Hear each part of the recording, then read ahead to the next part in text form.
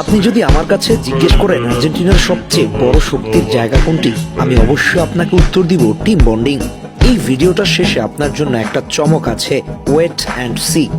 এই ভিডিওটা একটু দেখুন তো, যেখানে একটা রেডিওতে গান প্লে করা হলো, এরপর দেখানো হলো কার্ডের চিত্র, এরপর হুট করে আলভারেজ দাঁড়িয়ে আছে, এরপর আলভারেজকে কিছু একটা বলতে শোনা গেল।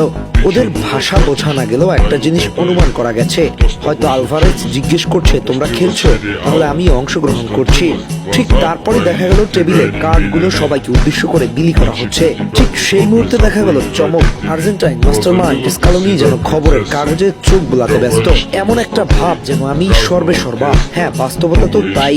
বর্তমান বিশ্ব চ্যাম্পিয়ন কোচ, তিনি তো দলের কান্ডারি। ঠিক সেই মুহূর্তে আলভারেজকে উদ্দেশ্য করে কিছু একটা বলছিলেন যে তোমরা অংশগ্রহণ করলো, ট্রাম্প কার্ড কিন্তু আমার হাতে।